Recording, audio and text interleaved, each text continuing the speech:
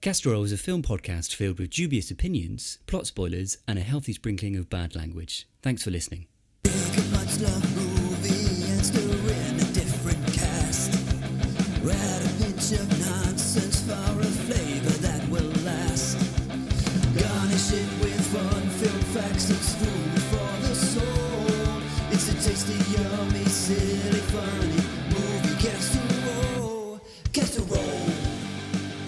Hello and welcome to Castor. My name is Jim, and each episode myself and my two co-hosts Sam and Nick review one of cinema's much loved or unloved films with the aim of also serving you up a delicious recasting.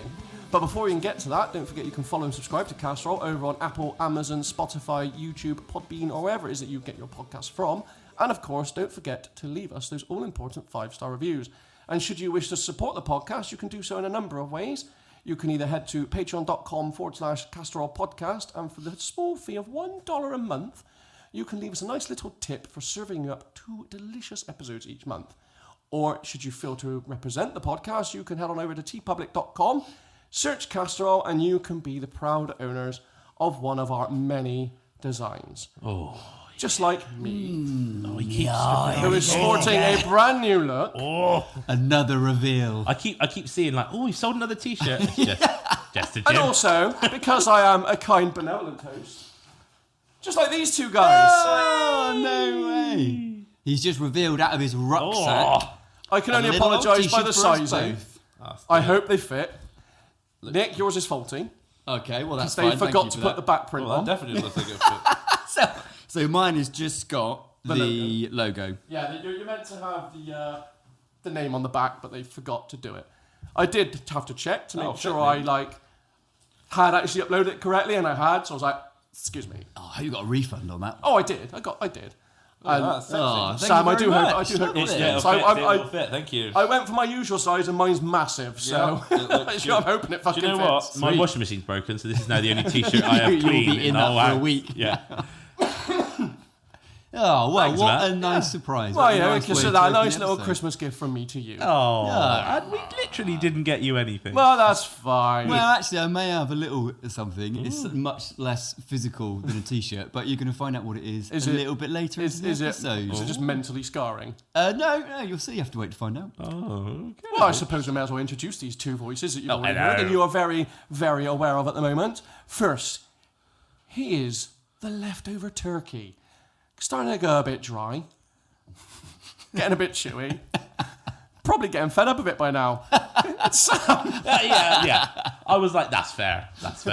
You were just resonating with all of that. Yeah, I was like, yeah, bit dry, bit chewy. Is that what you want on your tombstone? No, I want the famous one. I want. I told you I was sick. That's good. Yeah, that's good.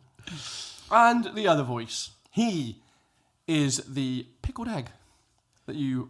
Pickled egg? The pickled egg that you...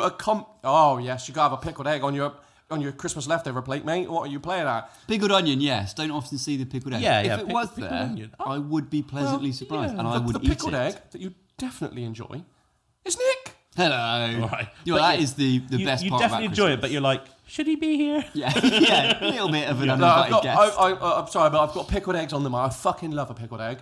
And they've past 2 years, they cannot find them anywhere in shops. There's always a label for them on the shelf, but they're never there. So I've had to order some specially, and I've got some nice ones that turned up today. Custom delivery pickled Yeah. egg from a specialist there was, online supplier. Got your order. One was... You could just pickle your own eggs. Yeah, well, I didn't have enough time. Okay. Fair. I'm going to do that next year. When the need for a pickled egg strikes you, generally you've probably not got time. How long does it take to pickle an egg? It can be anywhere between 2 weeks and 3 months, it says. What? That's what I recommend. So next year I'm going to kind of get well ahead of it and just buy a load of eggs and do it. Do you think if you were really gagging for a pickled egg, do you think it would suffice just to douse one in vinegar? Ooh, probably not. Probably not. No, I think that's not the pickling you What would desire. happen if you boiled it, like poached it in vinegar? I don't think that's going to taste very Well, nice. you're supposed to put a splash of vinegar in when to you do a poached poached egg. egg. Yeah, 'Cause but it not helps the it. entire sauce. No, but filled that's the up thing. with What if the vinegar. entire thing is just vinegar? Then That would- your house is going to The fucking steam on that would stink. make your eyes fucking wince. Oh my God. It would peel the paint What off you of your cooking? ceiling. Shut up! Yeah, I thought the only place you could... Well, typically, I'd only see them in like the local fish and chip shop, jar of pickled eggs. Yeah. Or some really old school pubs. The same kind of pubs that would do like scampi fries or a fucking jar of cockles. Pork knuckles. Pork knuckles. What the fuck is a cockle? It's like a little sea creature thing. If you ever been down to the seaside and there tends to be a little shack or a fish shop selling like crab sandwiches and stuff, you'll usually get the cockles. A little jar of cockles. Yeah, so I got So I got myself No, they are grim. Yeah. 2 jars of pickled eggs, one jerk flavoured, one candied jalapeno flavour, courtesy of a nice local company called Gingerbeard's Preserves. So Here you go. You're Shout gonna out have to sponsorship them. now, Is he paying isn't us he? to plug He's them? gonna shout out to them. Did you? Right. Because I have sampled them. I couldn't wait. They're fucking lovely. Tell me you did it. Tell me this. When you contacted them to place an order, tell me you didn't say, "Hi, it's Jim here from the Castor podcast." I did not. Just like to offer you a sponsorship Can I opportunity. get a jerk flavour for free if I plug you?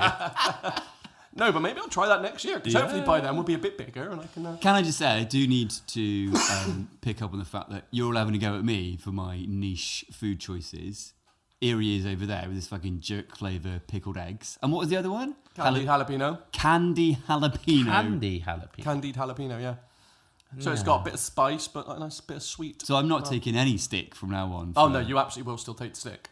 You and your fucking pomegranate pizza. I've had like one time because it was on the menu. Doesn't matter. I didn't go and custom order it. Tory food. As far as Tory we're concerned, pickled as egg. far as we're concerned, that's your Saturday night. Done every week. I have to say, actually, pizza. if I don't want to offend anyone, but if anything was a food was political, I think pickled egg would probably be reform. Wow. I like it the way it's always been, in a jar in my local pub. Okay, so that's been a lovely year. We're now going to be cancelled come the new year, thanks to Sam. I don't think we can get cancelled. Anyway, it's been a long time since we've last recorded, so surely you've been watching things. Has it been a long time? It's been 3 weeks, nearly a month. That's it. Do you know what? I don't think I've seen anything. I've been watching quite a bit. I'm the same. I've got a lot that I've watched. Obviously, me and Sam have got the same thing for one of them Right. because we saw it together. Right. Unknowingly saw it together, Yes, but we we did see did. it together. Yeah. Right. We were both in it, watching it, and we came out, and we were like, oh. And Sam tried to nudge me for an opinion. I went, no. In the cinema? In the cinema, yeah. Oh, go on then. What did you watch? Well, we both were in the same showing of Wicked. Okay. Go on then. Talk about it. Well, I don't... I think we're going to have 2 very different opinions because obviously I've seen the stage show and I don't think Sam has. I've not. No, I wasn't aware of the story until, like, I was aware obviously of it and the vague story, but I was like, I didn't really understand that. I was like, I don't really get it. Like, how, like, is it another like Maleficent where it's just like the bad guys misunderstood kind of thing? And obviously it's kind of like that, but it's completely like turned it on its head. Yeah.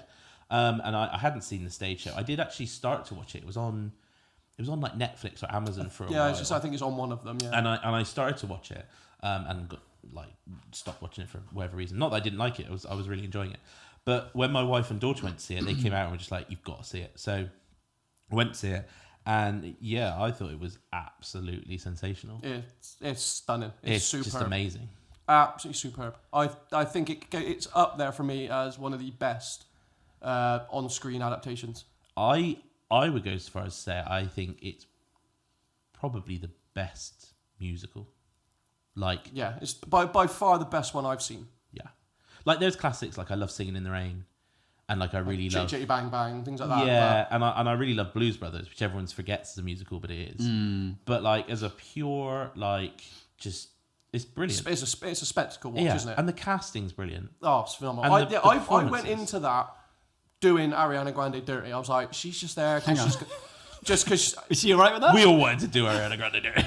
I was just like, I was like, oh, she's only there because she's got the voice and she looks a bit angelic, but she's sensational. She's in this film. hilarious. She's She's brilliant. hilarious. Yeah, her comedic timing is brilliant. I don't think we're ever going to recast it because it would be No. weird.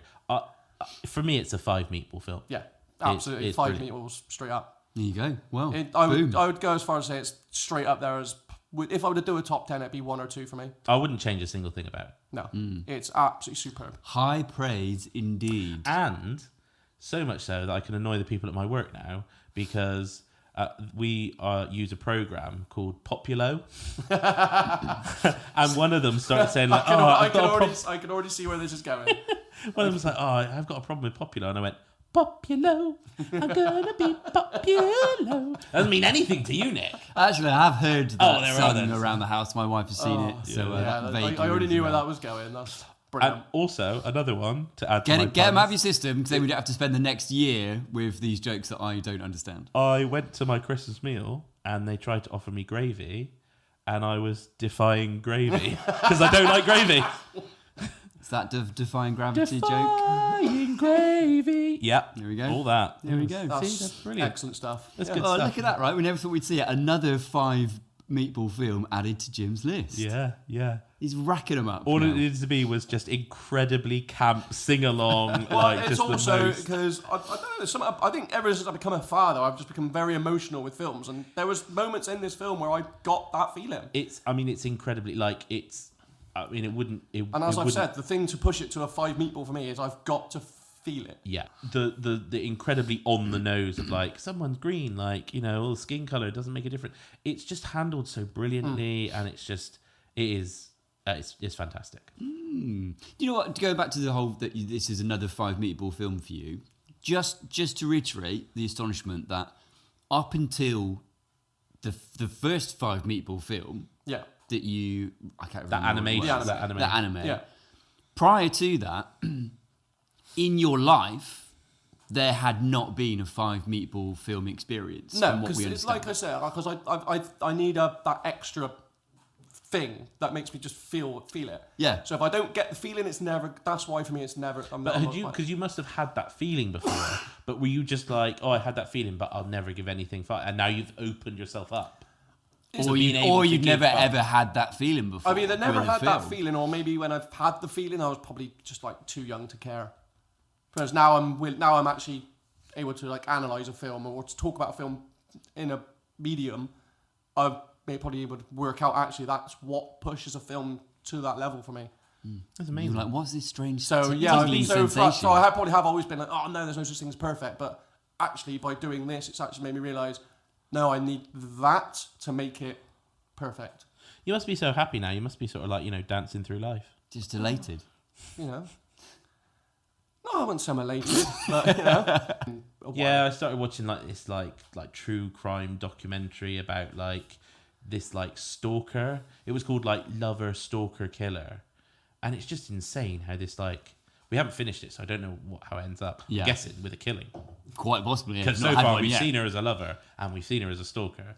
haven't seen her as a killer. They've kind of given it away in the title, like we do, But it's just mental. She's just like, they have like one date, and then she's like, "I'm gonna ruin your life," and it's like, Jesus. I'm sure you haven't just rewatched Baby Reindeer. No, well, yeah, yeah, that's good. Sounds pretty world-ending. Oh wow, that's a good segue.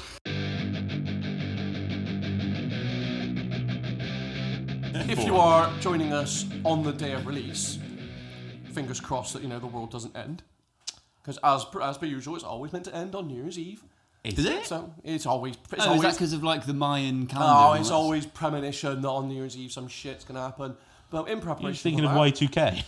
Oh, it's always there. We got through 24 years, but this is the one. Always Was that like all the clocks on all the computers are going to Yeah. stop or something? Because they'll Yeah. get back around to Well, because it only had like 2 digits. Yeah. So it would go from 99 to 0, and all the computers would be like, ah.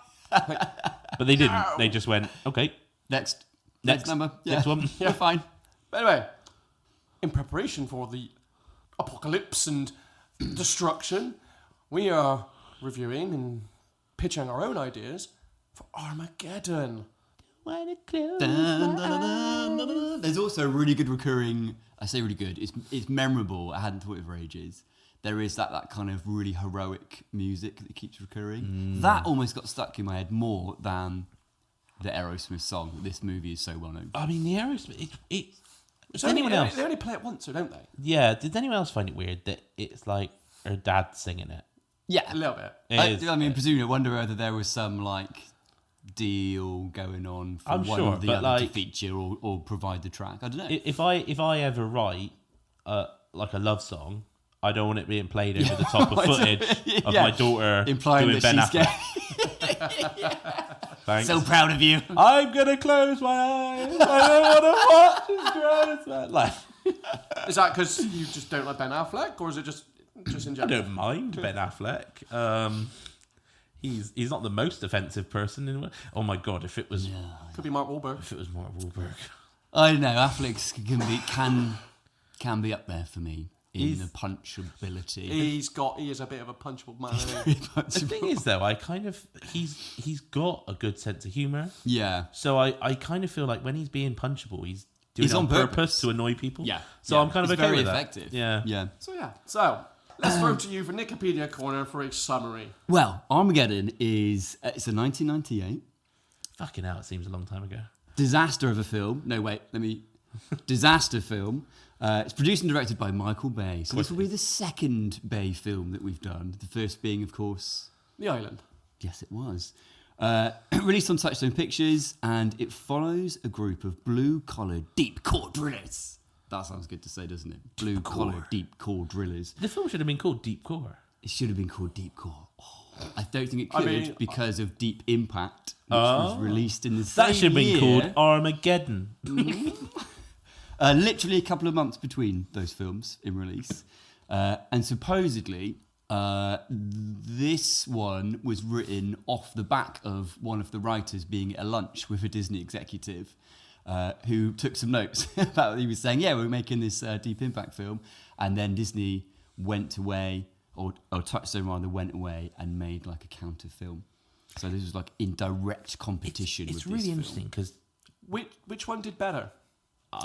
Armageddon, longevity-wise, has definitely done better. I'm pretty sure commercially as well. I mean, it had a massive commercial revenue. I think it was grossing about 550 million on a budget of 140. That's So it was pretty big. impressive. Yeah, But this Deep is Impact is 1998. by far the better film. Better acted, Yeah. better directed, better cut, better accuracy from a sort of Better realism. script, like, yeah. it's- But you know, we're fucking Yeah, doing who'd have this thought? film, Who'd have so- thought a film about a giant asteroid coming towards Earth with drillers going on wouldn't be accurate? Well, I just love the fact the other one's got Frodo Baggins in it, you know? So yeah, when a giant asteroid is dislodged from a nearby asteroid belt and found to be heading on a direct collision course for Earth, the only course of action is to assemble this crew of blue-collar, deep-core drillers, and NASA sends them on a mission to destroy the asteroid by doing some drilling and planting a nuclear device directly inside the asteroid to blow it up. And that's the rest of the film, really. I mean, that's the film in a nutshell. We see the crew getting assembled. We see the crew being trained.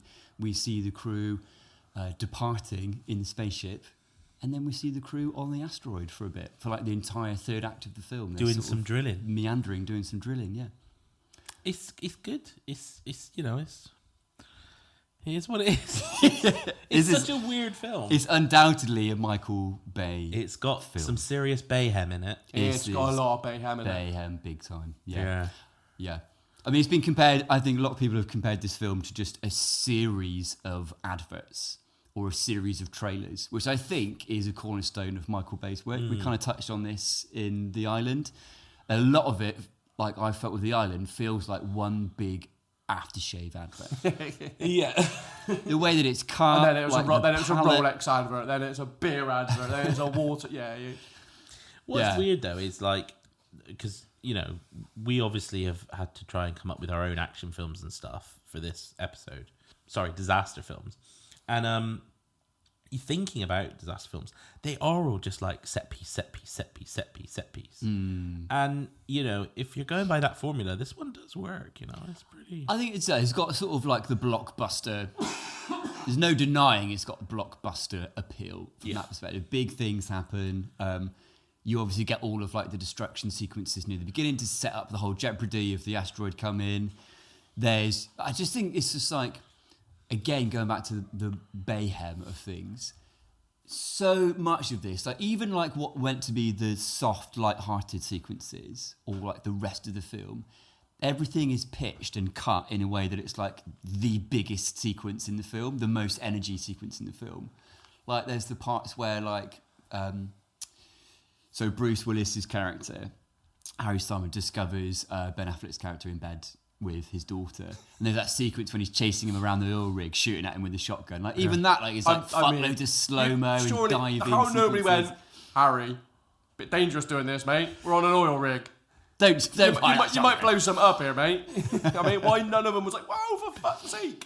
I don't think Micheal Bay is a fan of the sort of the static camera, because everything's a panning, tracking, a 360 panning. rotating shot. It's Panning or leaning or tracking, and everything again has got that sort of like washed out sort of, everything's either yellow or blue, and it's a lot. I think, like, I was reading about like how this was received at the time from like critics and generally audiences. I think most audiences went down really well. But some critics like Roger Ebert, for example, it might be Ebert. He basically said that like this film was an assault on the senses from start to finish. And I do kind of agree. Like it is just like being punched in the face from start to finish. Constantly. Yeah.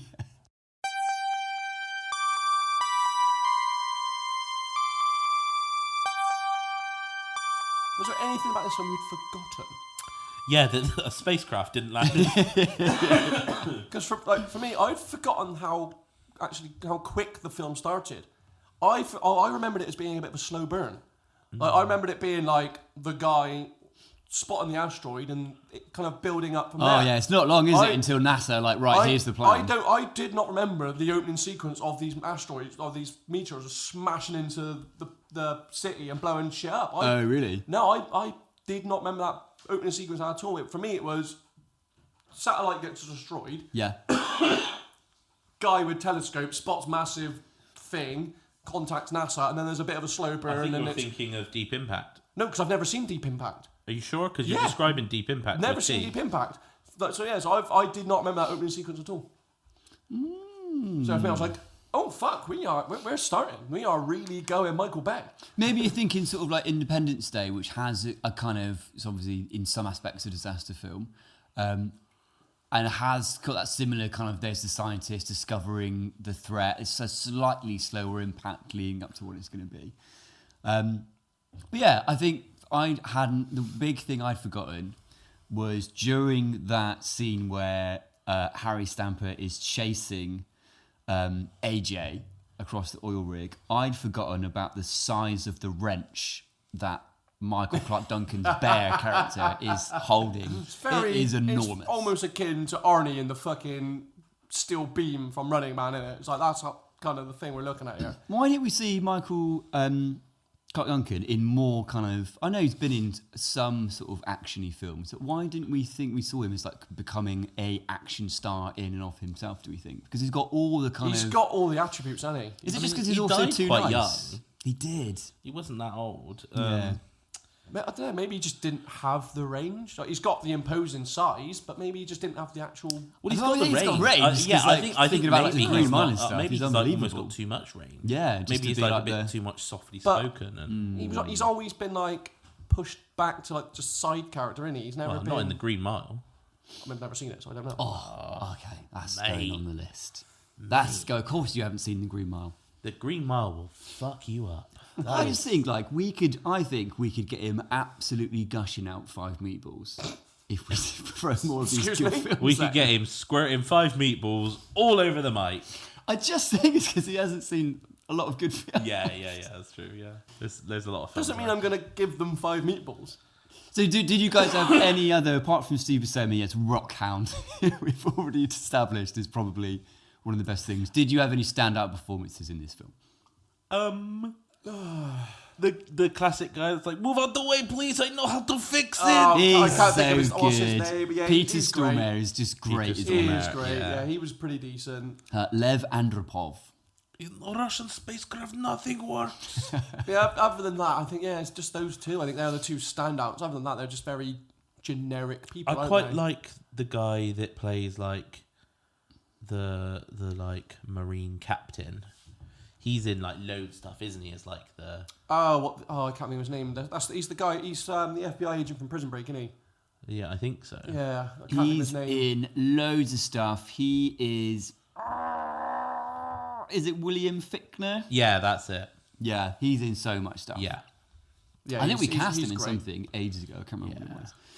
Yeah. Do you know what? I always got a little soft spot for Owen Wilson as well. I'm surprised how quickly he died. I'd forgotten he was in the film. Yeah. I'd completely forgotten he was in the film. Yeah. He's always quite... I think as long as you know, like, what you're getting with Owen Wilson. And that's why I feel the same way about Vince Vaughan. And I don't know why you guys absolutely hate Vince Vaughan. Because Owen Wilson is massively better than Vince Vaughan. Vince Vaughan could have been one of the crew in this. The one that died first, yeah. He could have definitely been one that blew up on impact when the shuttle crashed on the asteroid. Absolutely. He would have died because someone would have been like, "Oh, Vince, can you turn left?" And he'd be like, for no reason, "No, I'm not. I'm going to turn right." And he'd be like, "Fuck you, Vince. Just do what we say." "No, I'm not going to do it." I'm Vince Vaughan, bitch. I'll do what I want. He'd be cracking out comedic quips left, right, and centre. He would Name a film he's good in. Wedding Crashers. He's not. Name a film that he's good in. The Breakup is quite funny. It's okay. But is it funny because of him? No, it's sort of. He's such a douche. I think it's okay. In fact, Mr. and Mrs. Dodgeball was Smith, probably his only film. Dodgeball, he's good. Dodgeball was probably the only film I could stomach him in. Look, I'm not saying he's out there fucking racking up Oscars and stuff. He's not. Again, He's not doing that. He certainly is not. Did you guys have any... Obviously, this is a film, like many Michael Bay catalogue films, where you kind of meant to take your brain out and enjoy the explosions, right, for what it is. But having said that, did you have any issue with the levels of, shall we say, scientific or physical accuracy represented in the film's premise? Yeah, I kind of feel like I'm guessing they didn't have like a scientific advisor on the film, because everything that happened with that like rover that got lost and then kind of traversed its way across and then like has to do the space jump. Did a jump and like what the fuck? Like, well, supposedly this film had about 9 writers. Yeah, I mean, and none of them were scientists. You can tell because they all probably had their own little ideas and they went, yeah, we'll just mould it into one film. I would have taken 8 writers and a scientist. Yeah, we can lose one writer Yeah. at least. I actually liked how it got written in that they needed to be the crew. I actually thought they did a good job of explaining that. I mean, they do by a bringing job them in, of by bringing explaining. them in because they had taken his design and they needed him to fix it, and he was like, "Well, it's going to take fucking months to train." He gave a good reason why it needed to be them, and that he couldn't train an astronaut. But I mean, this is the. I mean, it's still line. mental that drillers became astronauts, but I thought they did a good job of explaining why it had to be the drillers, not the astronauts. Maybe, but like, it is still surely it's more difficult to become an astronaut than a driller. So what was it? I think there's a great thing that Ben Affleck's quoted as having said. So in the DVD commentary, You've sent us this before, haven't you? Ben Affleck says, "I asked Michael Bay why it was easier to train drillers to become astronauts than astronauts to become drillers, and he said, fuck off." And I wonder if that was a recurring theme throughout lots of the film. It's like, do we think this is gonna? Yeah. Do we think this is feasible? Why- Shut the fuck up. Why does Optimus Prime in Transformers 2 say to Megatron, "Give me your face"? Which doesn't seem very on brand for the leader of the Autobots.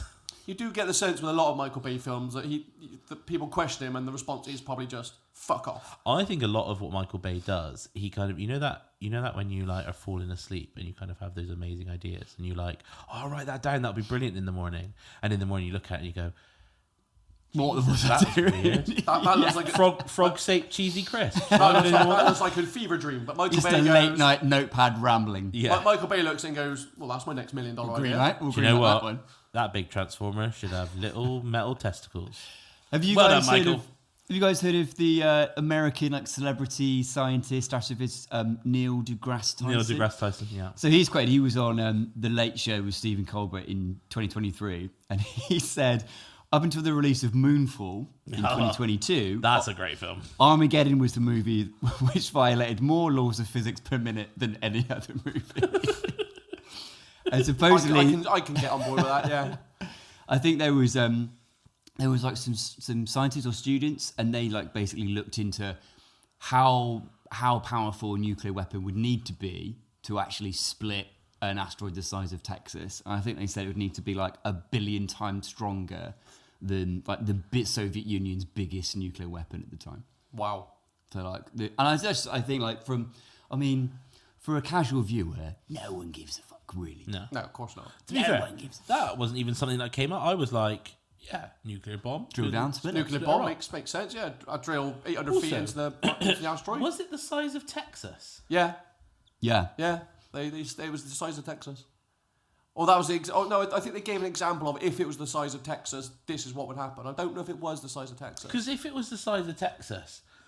They definitely... How did the fucking rovers find each other? They definitely mentioned... Yeah, exactly. Again, they definitely said something about the size of Texas, but I don't know if they explicitly said this asteroid is the size of Texas, or if they said if it was the size of Texas, or they do say the size of Texas, yeah, because the smaller ones initially, which are fucking shit up, they're like I think like the president or the crew are like, how big are these? Yeah, and they said they're like melons and shit. These are small ones, yeah, the size of basketballs and Volkswagens.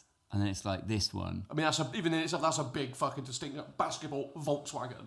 Yeah, I mean, I'm pretty sure like a celestial body like the size that would be the size of Texas, right? Even from like just gravity and stuff, I think it's like very unlikely that it would even be able to get past our gravitational field and all that shit. I might be talking about my ass. I don't know. I forgot you, son. You started studying.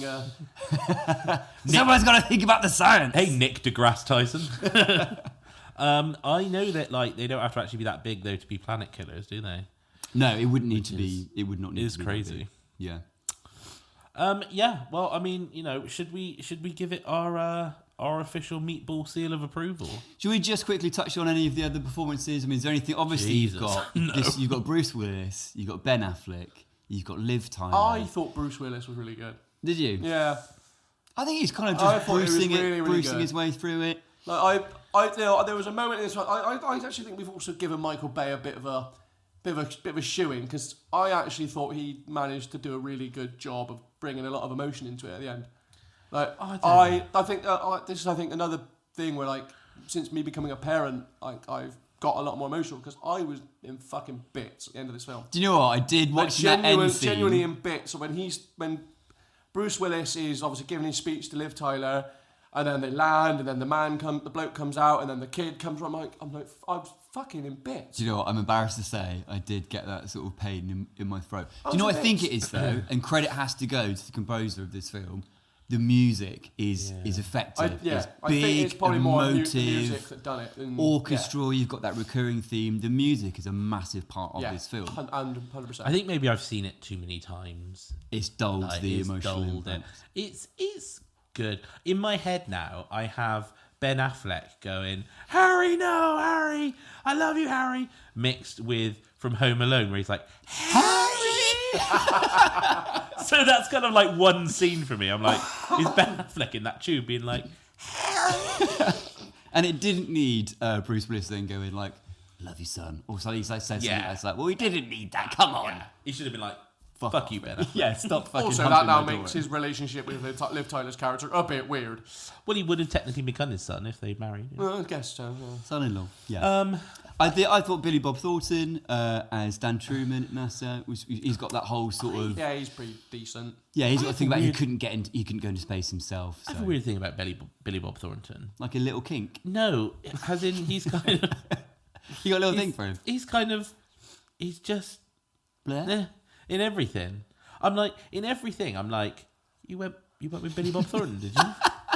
Okay. So that was your number one choice? Yeah. Like Bad Santa, I'm like, you went with Billy Bob Thornton for that, did you? Yeah. Yeah, I kind of see. I think he's good in this because he is quite understated, as you said, he often is. Like maybe that's what he brings to roles. Maybe not so much Bad Santa. But like, who's saying like? I'll tell you who we need for this. You want Billy Bob Thornton for that? Probably the same fucker that's saying you want Vince Vaughan for it. Well, supposedly for Willis's character, Harry Stamper, who's like obviously the main drilling specialist, they did think about Sean Connery. Decided they wanted someone younger. I think Willis he was sort of forced then to do it because following one of his other films that was basically a disaster. I think it was, or something, it didn't come into production. It was a Hudson film Hawk, called, or? no, it was never released, Broadway Brawler, I think it was going to be. So as part of Conversation, he was part of a 3-picture deal with Touchstone Pictures. And he had a big pay cut to do this film. But yeah, they had considered Sean Connery, and then for AJ, another person that auditioned was Bradley Cooper.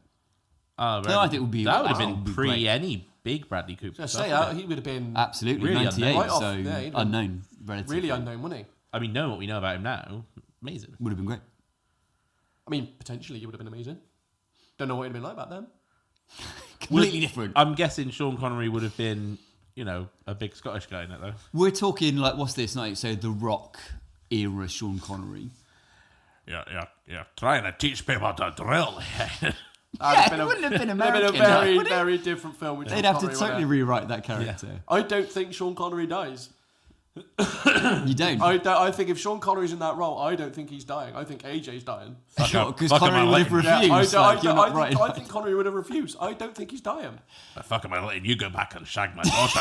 He does it instead. I genuinely don't think, especially with the stature of the actor at the time, I don't think Connery's dying. And I think they're killing off Bradley Cooper if that was it, or Ben Affleck. I don't think he's dying. Although he does die in There we go. Highlander, doesn't he? He's not Gets his head chopped off, not mate. against him dying. I'm sure he's probably, but like with regards to this specific role, Yeah. I don't think Connery dies. And then he died so badly in League of Gentlemen. He never worked again. What was it called? League of Extraordinary Extraordinary Gentlemen. Gentlemen. How did he die in that? No, he doesn't die. He doesn't His die. career dies. Okay, Oh, got you. it's so bad. I don't really remember it. Actually, maybe he does Oh, die. is that bad? It was. I remember. I remember kind of enjoying it, but maybe I don't think that's an endorsement. no. I think It's bad. if I watch it back now, it's probably going to be one that I would go, say that's "Fuck one off." of my worst films of all time. That film is. Okay, Is up there, It yeah. probably is shit then. Yeah, Minus it is 3 up there. meatballs.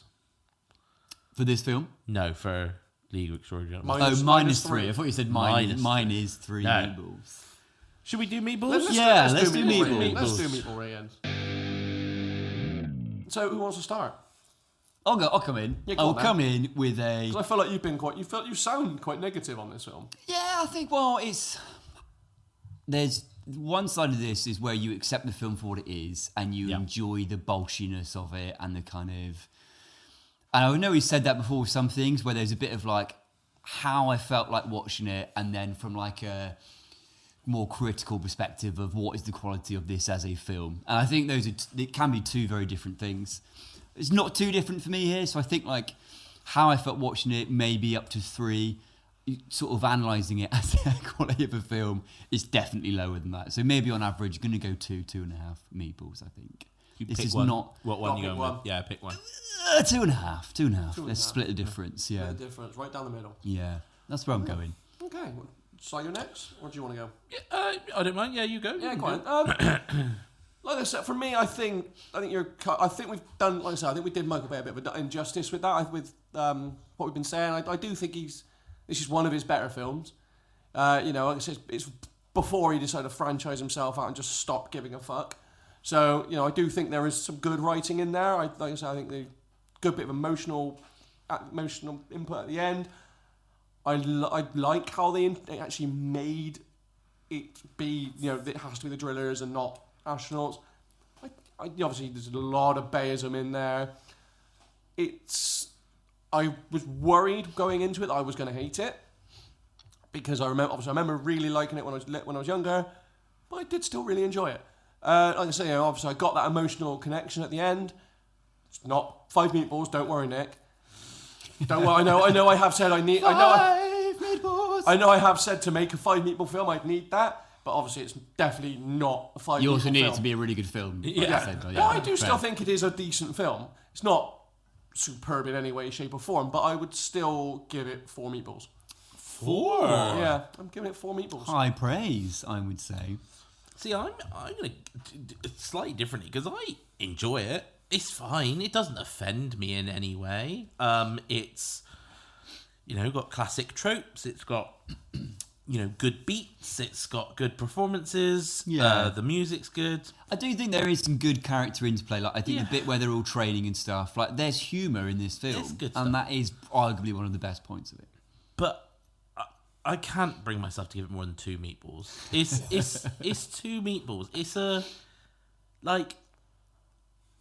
Micheal Bay has done some okay stuff and he's done some tragic stuff, but this could be done by like half a dozen directors. Like it could be done like it's just there's nothing about it that is special. Like it's just a bit. Yeah, I mean this is obviously like is it going to make anybody's disaster blockbusters, right? And like there are a lot of those films that I quite enjoy. I quite like The Day After Tomorrow. I quite like 2012. Like there are some like alright disaster films, but this is never going to make anyone's top 50. Yeah, like of all time or just disaster film? Of all time. Like sure, it's fine. There's like zero twists. And not everything has to have a twist, but there's nothing in it that isn't just like, oh, I want to eat popcorn and turn my brain off. Yeah, and I've there's nothing again wrong with taken it that. on those merits. That some people And there's nothing wrong with really that. enjoy this film. But for me, there's nothing that elevates that above a 2 meatballs, I think. Right, interesting, Jim. Yes. There is something about this film that I want to pick up with you. Go on then. Because on rewatching, I was like, Jim is going to fucking hate this film. Along the same lines that you hated Independence Day. Because whilst not having the same kind of military aspect, it's more kind of NASA and Air Force, this is all about America saving the day. But I know why he's okay with it. Go on. Because it's one drilling team that happens to be American. Okay. And there happens to be a Russian guy. Yeah. It's because they have not included. If they had gone out of the way to go, and include the rest of the world, and then they just went America only, I'd have an issue. Wait, what? What do you mean? Well, like in Independence Day, they made an effort to go UK, India. They actually showed the other nations. Yeah, but at least they showed that it was an international conflict. Yeah, but then it was just America. This is just self-contained. America found it. America went to do it. America found it. Well, an American astrologist went saw the thing, and they went. They didn't tell anyone else. Even when Paris got destroyed, they were like, "No, nothing's going on." Will anyone know? We're just going to do a covert mission. Let's not panic the fucking world. Off we go. But does it not annoy you more the fact that I actually do find this stranger that like 20 spacecraft weren't launched. Right, from international like loads effort. of different countries. I mean, that would make more sense. Yeah, right. It's literally a world-ending event. Yeah, I mean that would make more sense. But in fact, they didn't make an effort to include everyone, and then start. If they had then fired off 20 rockets from around the world, but it was only America that did it, I'd have probably more of an issue because they wouldn't have included all the other nations to actually show their collective efforts. Well, let me ask you this. But because it was just small team, covert mission. Let's not panic the world. Let's not panic the world. Paris is gone. It's gone. Fuck Paris. What was that? There's like overpriced. Untold millions of deaths already. Covert mission. Let's not panic anyone about I mean, that's just freak asteroid strike, mate. Freak meteor strike. Freak meteor strike. Right, can I put this to you though? Do you think that America, and not even just America, right, but the one place where they find Harry Stamper is the only place in the world that does drilling He with the good invented drillers? that good drill, didn't he? Surely they can be like, we need the best drillers. But the reason he is the best drilling team, and the reason In they the went to world? get Harry Stamper is because they took his fucking design. In the world, okay. What? They need took only his- that drill. they What took- made well, his yeah, they design took his different? design. It was just I don't know, a they bit didn't- that went round. I don't know. They didn't actually say, but they took his course design they and fucked it. That's why they had to get Harry They Stamper didn't say so they anything could fix it. because then anybody that knows anything about drills would be like, that bullshit. Well, you know what? We should have gone to the drilling community on this one and been Yeah. like, what's your perception of... If anyone works for Screwfix, Can you...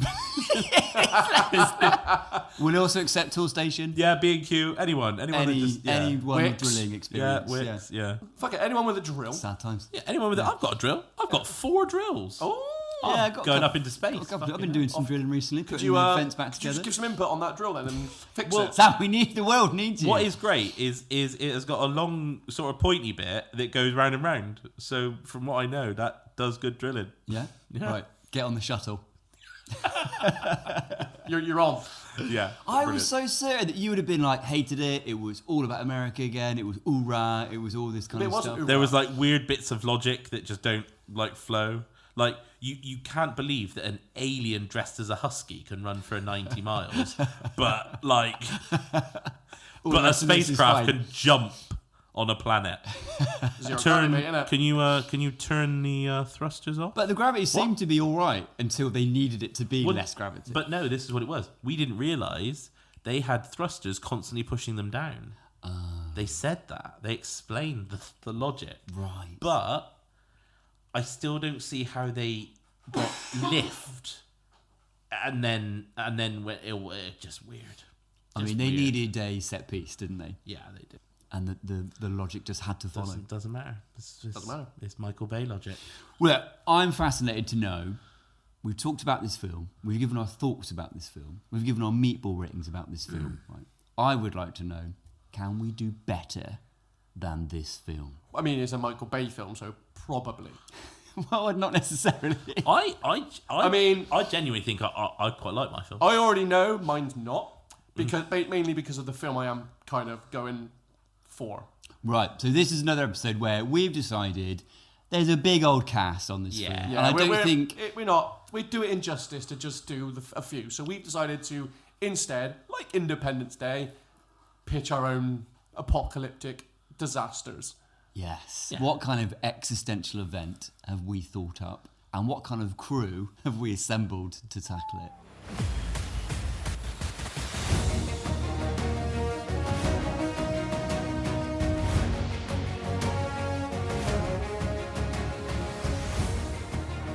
Who's going to go first? I don't know. I feel like we should save. I think Sam should go in the middle because he's. I feel like he's more in depth. I feel like he's gone big, whereas I don't think me and you have gone as big. Okay.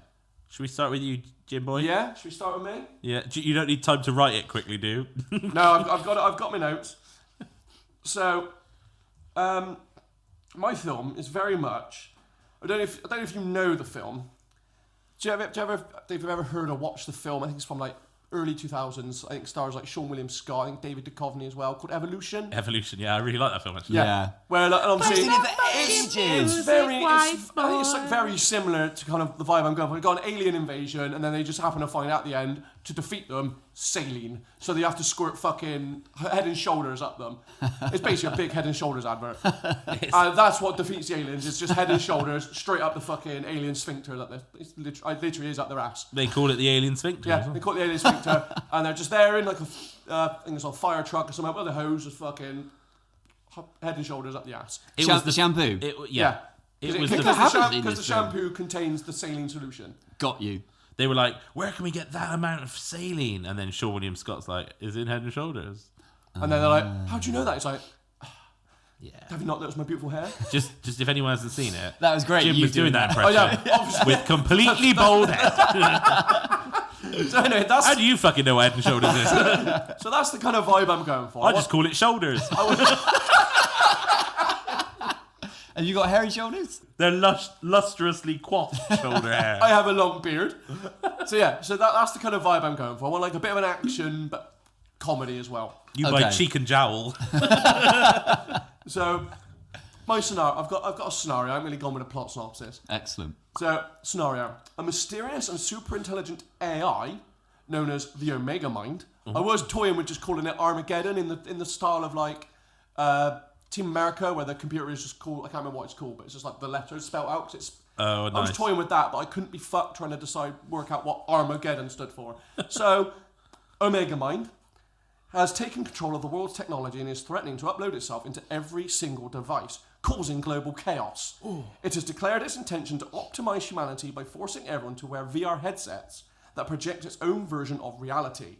The world's governments, tech companies, and even military have failed to regain control, and Omega Mind has declared a no-escape policy. Anyone who tries to escape its VR reality will be locked into a permanent loop of confusion. A bit like we were in the last time Jim pitched a film. Do you remember that? Yeah. Yeah, that's because I managed to repeat myself about 9 times. They started drilling. So, of course, who do you turn to in this time of need? Who do you turn to? Well, only the local book club. Oh, for what reason? Well, why not, mate? Just a local book club, innit? No, but what's your reasoning? Because they're just a zinging little team, aren't they? Okay, but wait, I know the reasoning in Armageddon is spurious at best, but at least there is vaguely a logic because they actually need to drill. Is it because these people are like technophobes or something? Well, hang on. Okay. Let me introduce them. Okay. Right. Okay. First up, we have the forgetful genius, Felix Cray. A renowned inventor with a tendency to forget the last step of every invention. Oh. He's always building half-functional gadgets that may or may not help in saving the world. He's convinced that Megamind's Achilles heel is its inability to process bad jokes. Probably Sam, really, isn't it? Armed with a malfunctioning joke bomb, which is supposed to generate the world's worst puns, he thinks humour might be the key to destroying the AI. Love it. Accompanying him. Who Are they he played played by by? someone? Oh yeah, so Felix Cray is going to be played by Ben Whishaw. Oh, Yeah. I think it's brilliant. Accompanying him is his cat, Sir Fluffington, played by Ryan Reynolds. I'm going straight up, like Detective Pikachu. style. Yeah. That's it. So Sir Fluffington is just his cat. He's eaten one of his inventions, and it just happens to be something that can allow him to talk. I'm all in so far. Yeah, So- I'm green light. You know what you're getting with this cat. He's just a comedic cat, played by Ryan Reynolds. I think Ryan Reynolds would do it. Yeah, he probably would as well. Someone else who would also... he would. Let's write to him. Next up, part of the crew, the overconfident amateur magician, Ellie, Oh, played by... Where did I write it? Jenna Ortega. Yeah, I mean, yeah, that's good. okay. Okay, so Ellie, a self-taught magician who believes she has actual powers, but really only knows shitty sleight of hand tricks. Aren't they all self-taught? Is there a magician school? Well, you know. Yeah, but she's just like getting these little shit kits. You know what I mean? She thinks she's like the shit, but really... Or, you know, she thinks she's actually a fucking Harry Potter wizard. Nice. But, Do you know what? When we were away in Butlin, sorry to interrupt, we watched a illusionist show, and it was some guy who's been on like Britain's Got Talent and everything. Do you know what? It just made me think like I fucking hate magic. I fucking hate magic. It's so shit. I love magic. Oh, right, I don't understand. It's such a weird premise. I'm like, how'd you do it then? Like that's like it's more interesting to know how you did it. But so much of it, I was like, I don't care how you did it. Yeah, but just the answer not is moved. always really fucking quick hand. Yeah, or like there's a mechanism we built. Yeah. Obviously, because magic isn't real. Or Sorry, they yeah. actually. Well, I'm glad my pitch is that thrilling. You feel the need to fucking derail it.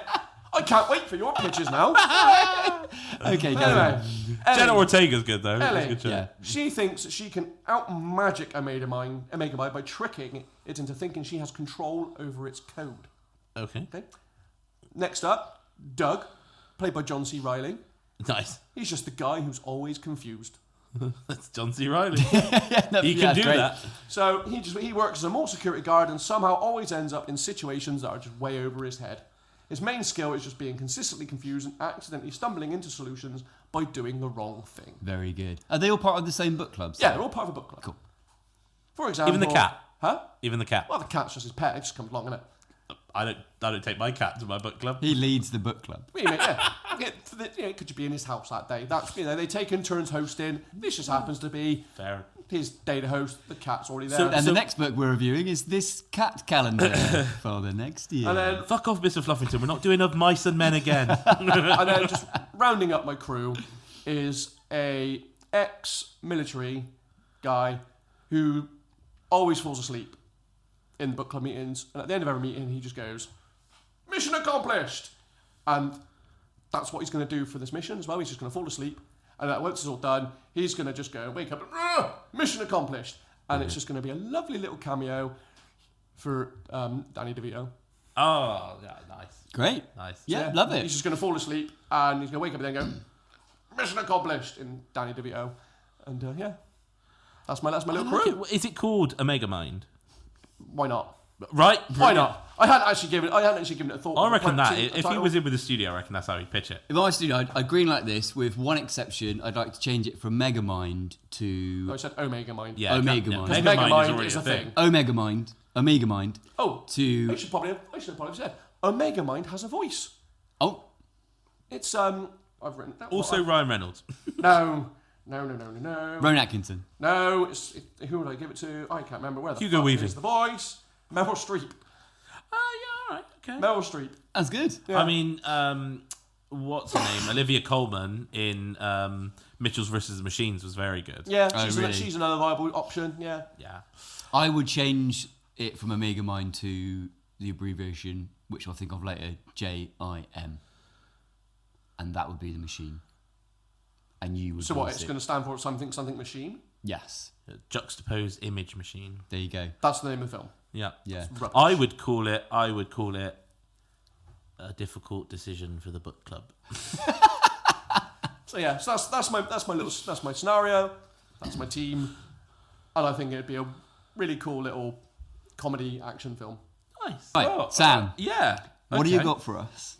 Right. So I've kind So of hang gone. on, before we do move on, how many meatballs would you give that film? Oh, do you know what? I genuinely think that would be fun. I think Michael Bay would take that on, do something. Oh good. no, it wouldn't be Michael Bay. No. I don't know who would direct it. Probably a good director, but well, I mean, with what Michael Bay's pumped out recently, he ain't going near enough in that. Yeah. It's hard for me to say how many. I mean, I'm on board. 2 to 3. I'm watching. Just say it's not challenging for like best films. I need to watch it to see how much it moved me. Yeah. But yeah. I'm willing to watch it for Tell sure. you now, French Tom's giving it 5 meatballs. Well, I want to see what Ryan Reynolds' cat's CGI'd anus looks like. If that's I That's guess on point. He's definitely licking anus at some point. yeah, isn't he? right. Yeah, just spitting out for Like he just walks in and he's like licking his like balls and he's like, "Do you mind?" Yeah. You can stay for a while. Yeah. At least buy me a drink first. Okay, so my film is called 1,000 Miles East. Ooh. So this first part is Set in the West. set in the West. This first part is like true, basically. So in 2013, a volcano called Tamu Massif, located about 1,000 miles east of Japan, was classified the largest single volcano on the planet. Tamu Massive. Good name. Sounds a bit on the nose, really, isn't it? It's massive, but it Volcano Massive. Yeah. What do we call this? Fucking massive volcano. Volcano Massive. What's your name again? Tamu. Tamu Massive. I don't know what that is. I think it might be a Hawaiian name. I don't know what it means. I don't want to butcher any languages, but massive volcano is a bit on the nose. It was classified as the largest single volcano on the planet, rivaling the giant volcanoes on Mars, making it one of the biggest in the solar system. It was also designated as extinct. That is all true. Oh. It is not. It's a bit I've added. It begins with the whales. So sea life has been noticed to be moving away from this location.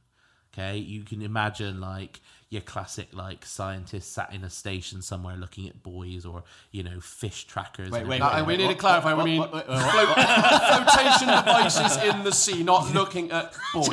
just looking at buoys. He's about to get arrested. You're not suggesting that the film starts with a nonce. Buoys. You're not suggesting that the film starts with a nonce looking at a computer. It's going to start in the Vatican with a priest looking at... No, it's going to start He gets with the arrested scientist. before he gets a chance to warn everyone about the volcano. And so basically they start seeing like all these fish trackers like moving away from this point in the ocean. First big set piece. You can imagine at this point it's all building. It's just kind of like, maybe some birds in the sky and stuff. So it starts with a Japanese whaling boat off the shores of Japan, obviously. Classic. And they're chasing a whale down. They're trying to get it. And all of a sudden the whale turns and heads right towards the whaling boat, like knocking it and kind of like knocking it over. And they're all like, this is crazy, because, whales don't head it. And then suddenly just hundreds of whales just start coming towards it and like smash the boat and it sinks. That's your first piece, okay? Okay, I'm on. Set piece 2. So you're like, suddenly we then get that interspliced with maybe some government starting to think, there's something going on here. Set piece 2, giant tsunami. It's classic. Boom. We love seeing a tsunami. Who doesn't? You're in an I'll office. tell you who doesn't. The people about to see a The fucking people tsunami seeing the tsunami. land on it. People in a high-rise building looking out and they're like, what the fuck? It's a big wave. So Japan and Hawaii just, decimated by these giant waves. So what happens is this volcano has now obviously become active, You look confused. Yeah, because which way is this fucking tsunami going? Well, it goes every way because it's a ring, isn't it? That's how tsunamis I can tell you work. right now that he's thinking, surely it would have gone into the volcano and put it out. Nope. That's what you're thinking, aren't you? No, Tsunamis- I'm just asking which way the tsunami's going. Because No. obviously Japan and Hawaii are in two very different directions. Yeah, that's how tsunamis work. They're like a donut going out. Okay. They go in all directions. Okay. It's just sometimes they're big enough to hit shore on one side and just dissipate into the ocean on the other side. But this one's just... But this one's so big, yeah. I don't know if it gets all the way to Hawaii. Maybe they just get rocked by something. I don't know. Anyway, I don't really know geography. But it happens, all right? I don't know if 1,000 miles east of Japan, I don't know how close that is. You could get to hired Armageddon. by Micheal Bay's team, I Yeah, suspect. right, okay. So then what happens is this has been so much and the volcano's so hot that the ocean actually is boiled away and sinks a little bit, lowers, exposing the top of this giant volcano. Oof. And then, smog and clouds of dust start filling the air, similar to that Icelandic volcano from years ago. Yes. And you can't get any plane travel. It covers like half the Earth in like this kind of smoke stuff. That's bad times. It's bad times, right? You can't do any planes. And so now it's like a massive incident. And they're like, all the people of the world have to come together and decide that America needs to deal with this. Of course. Not Japan, it's right there. Yeah. They're busy. They're underwater right now, aren't they? Sorry? Japan's underwater right now. Destroyed. It's bad, yeah. Okay. It's like even Godzilla's like, fuck this, right? He was swimming with the whales. He was holding, just getting a lift with the whales. They find him dead on a beach. That's how bad this He was actually using the whales to like jet ski or is. something. Yeah. Yeah. So the volcano is getting more and more active, and within I've said 2 montages, which might have been some subject. I mean 2 months. No, they could be more. Within 2 montages. Within 2 months, it will explode and pump billions of tons of dust and ash into the atmosphere, smothering the Earth and cutting off sunlight for centuries, Dear me. killing the planet. Dear me. How do you solve that problem? Well, a team must be assembled to take a submarine down to the base of the volcano, drill into it, Naturally. navigate the lava flows, and plant 3 nuclear warheads. These will Because detonate. that's how we'll solve the problem. So you're just rehiring the Armageddon team then, are you? Yeah, this is actually a little bit more based on the film The Core. Have you seen that one? Yeah. We've got to get down to the Earth's core. Yeah. And so they'll detonate that. That will collapse the volcano and it stops the eruptions. Wasn't the core when the Earth's core was going to run out? The and they Earth's needed core to stopped reignite spinning. it. Right, yeah. Stop that was spinning. it. Yeah. We've got to spin this bad boy up again. And so they had to go down there with nuclear And yet devices. somehow Armageddon was the film that broke more physics laws. Unbelievable. The Core. I think The Core was pretty bad as well. It's probably up there. So obviously, they need a submarine that is special, and it takes, it can take the pressure down in the ocean because they have, right down to the base of this thing, and then it can drill, and then it can take the heat and the pressure of this lava, intense. Goodness me. It'd be crazy. Yeah. And who could possibly pilot such a device? Well, I'll tell you. Here we go. The sort of, I haven't got names for my characters actually. I've just got the actors, but I haven't got names for them. Okay. All this effort make to it come up. up with names. We'll give him names. But the sort of the Joe Everyman, the That's his Ben name. Affleck That's character. right, his Yeah, name. Joe Everyman. Yeah. Joe Yeah. Everyman. We'll make Yeah. it Everman. Yeah. Everman. Just for a little Joseph inflection. Everman. Joseph Everman. Yeah. In fact, and he gets annoyed when people just call him Everyman. Yeah, He's exactly. like, it's Yeah. a bit like, what's her name? It's Bouquet.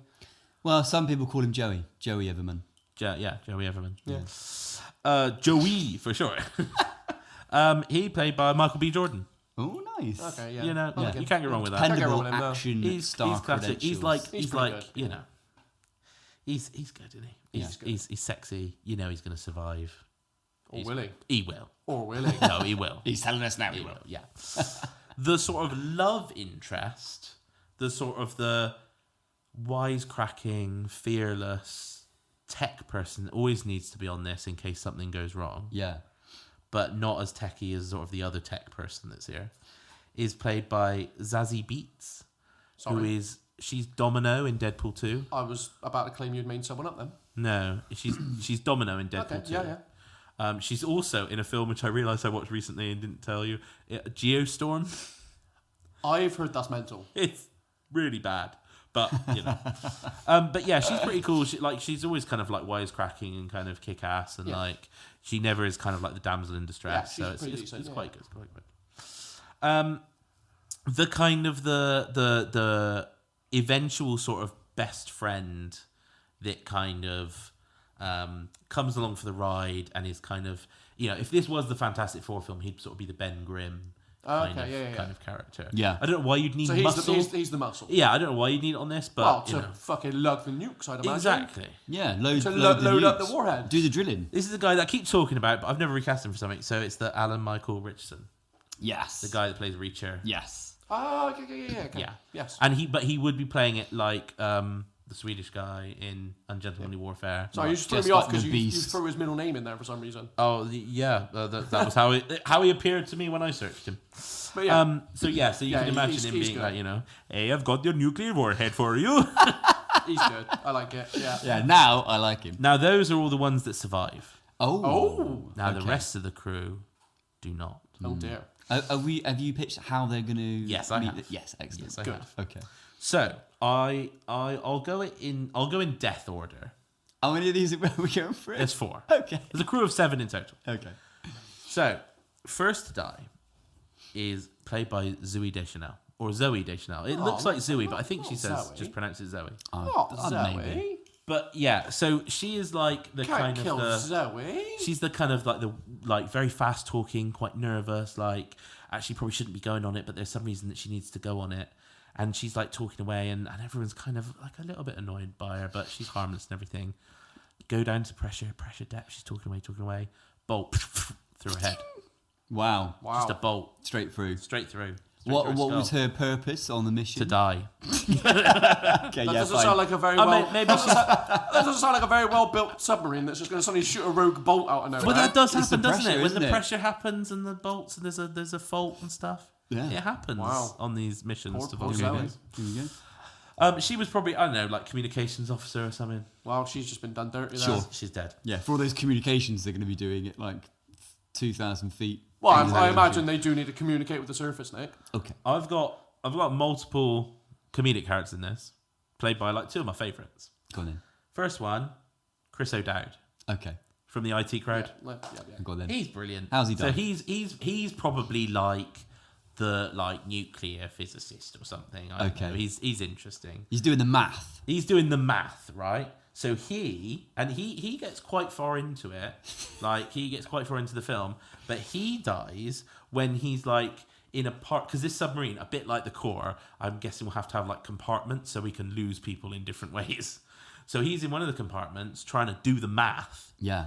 and he is just crushed flat when like the pressure just like breaks into a weak point, and just like he suddenly sees like bits of lava dripping in, and then just like Oh, because this submarine has to traverse the Traverse lava too as well. Yeah, So he gets lavaed. he would get lavaed, but it just crushes him completely. Crushed, then lavaed. Crushed then lavaed. Yeah, these are some pretty horrific deaths for these quite it's- comedic. Hang on, Gentle hang on, is he in characters. the submarine when this is happening? Yeah, How the fuck is the submarine still because going? I said there's sections, so part of it is crushed. They're like, we just lost that section B. submarine's still going to get destroyed there and then. You haven't seen the core, mate. The core is the thing there has sections. And that would still fucking annoy me. Because that would just fucking destroy it there and then. It He's would- fine if They I'm would getting there. all die. Maybe this submarine has got like resilient, pods on the side to All help dead. it. No, all dead. Not having it. Well, He's not having that. I'm not having it. the next guy, This Okay. film is more preposterous than Armageddon. Jermaine Clement, Yes, go on. he's brilliant. All these nice comedic actors getting He- killed off.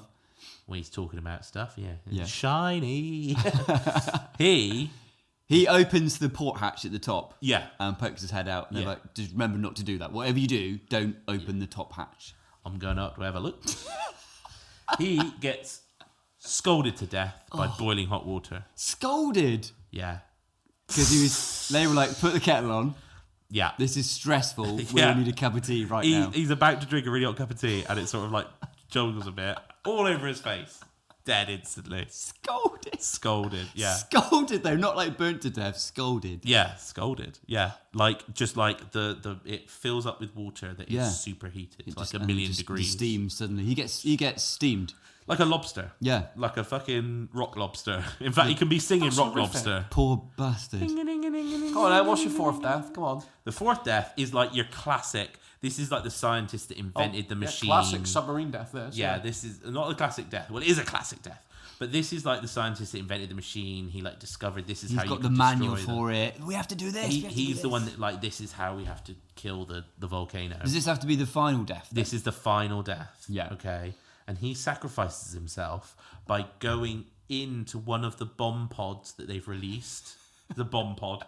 And gets fired into the volcano. Much like in the core, if the bomb was not inside a protective chamber, the magma would destroy it before it had a chance to blow up. So it's okay. in a protective pod. So he goes and in he the pod. accidentally gets trapped in there. Basically, this is the core, guys. If That doesn't sound like a sacrifice. That sounds like a bumbling idiot. No, because like He's going to fix something, right? the bomb's like remote detonator's broken. Classic, right? It's been scolded. I'll do it. I want to go down So with he my goes down machine. with it, and he is played by a guy that I keep recasting because he's just so brilliant, Jeffrey Wright. Excellent. who's But the he's guy- so brilliant, you're going to kill him. yeah, he's brilliant. He's from Westworld. He's from Source Code. He's naming in- things I've not he's seen, in- Sam. You've seen him in Tons everything. of He's, stuff. he's Jim Gordon in the latest Batman. Yeah, Casino Stabs Royale. He's in the Batman, Casino Royale, those yeah, James he's- Bond films. In the new James Bond films, he's Felix Leiter. How have you? I mean, like there are literally people in this world you're completely unaware of because you refuse to watch anything. Well, I've seen the James Bond films. I just couldn't tell you who he is. He's James Bond's like best mate. Like the CIA agent that like has dropped him off and stuff. He's The in a one you know in the helicopter. last Bond film where Bond dies, Yeah. he dies in the boat first. You know, he's like they're on the boat together, and like the guy turns on him. Oh, right, okay. Now he knows. He wasn't Bulk or Skull from Power me a Rangers. Do you want next time, just show me a picture. Yeah, well, sorry. Right, so that was like the noble sacrifice death. Yeah. I understand that one. The rest are very upsetting.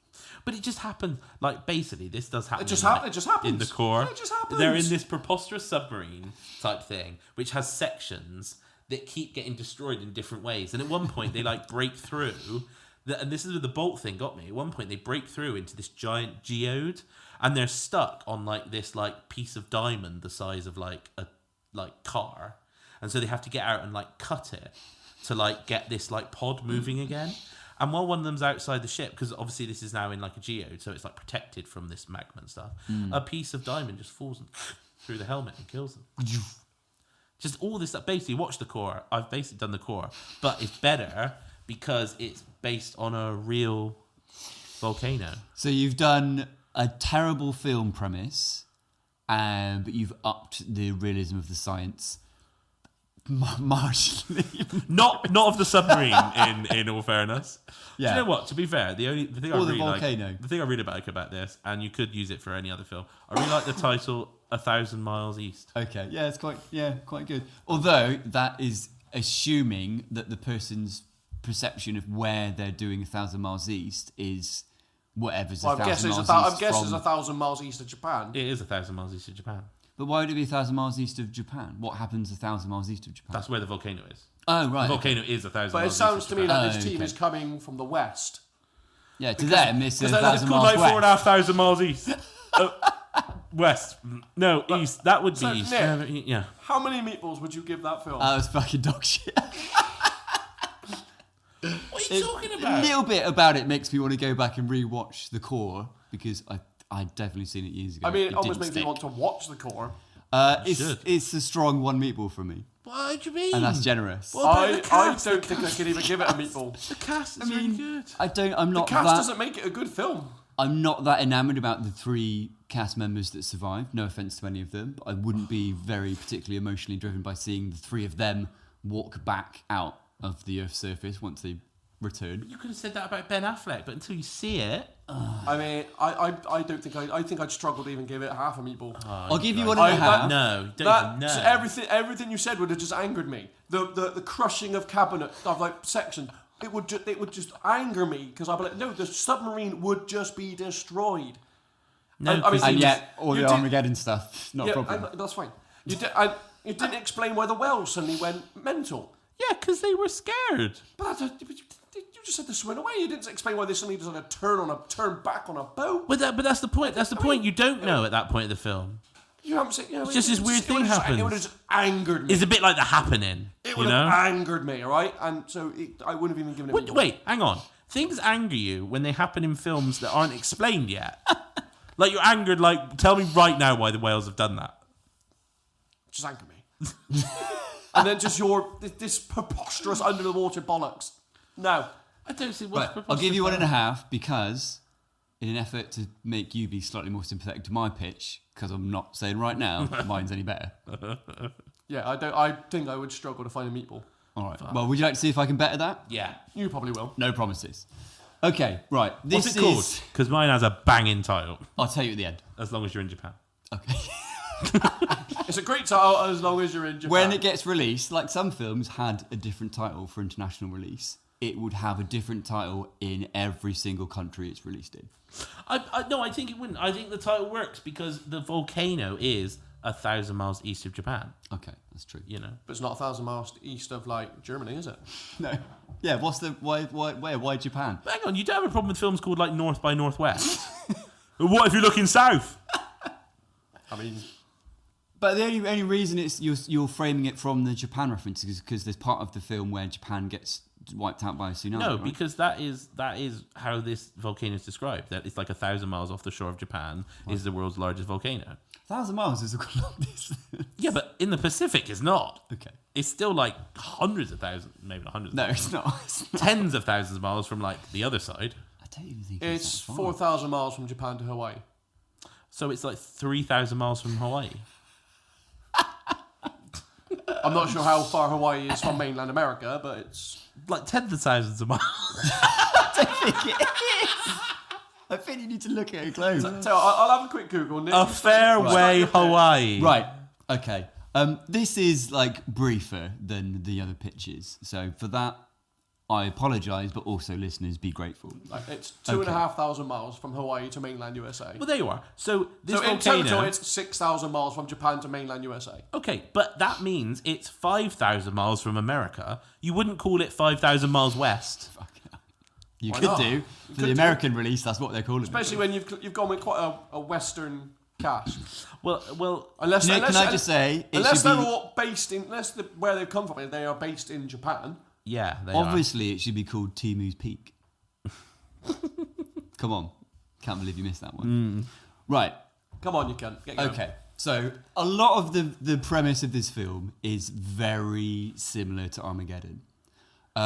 The reason I said at the beginning that I had a bit of a late Christmas present for you, Jim, Okay. was because I'd assumed that you would have been furious again at this film and the fact that it was all Americanized. And in an effort to gift you something, I was going to present you with a much more international effort at dealing with the crisis.